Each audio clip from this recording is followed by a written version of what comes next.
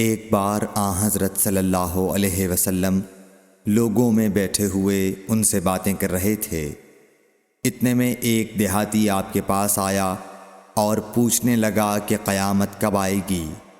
آپ صلی اللہ علیہ وسلم اپنی گفتگو میں مصروف رہے۔ بعض لوگ جو مجلس میں تھے کہنے لگے، آپ صلی اللہ علیہ وسلم نے دیہاتی کی بات سنی لیکن پسند نہیں کی، اور بعض کہنے لگے کہ نہیں، بلکہ آپ نے اس کی بات سنی ہی نہیں۔ جب آپ اپنی باتیں پوری کر چکے تو میں سمجھتا ہوں کہ آپ صلی اللہ علیہ وسلم نے یوں فرمایا، وہ قیامت کے بارے میں پوچھنے والا کہاں گیا؟ اس دیہاتی نے کہا، حضور میں موجود ہوں۔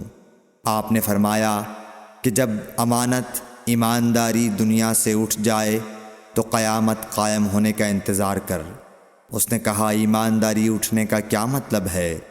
آپ صلی اللہ علیہ وسلم نے فرمایا کہ جب حکومت کے کاروبار نالائق لوگوں کو سونپ دیے جائیں تو قیامت کا انتظار کر۔ صحیح بخاری حدیث نمبر 59۔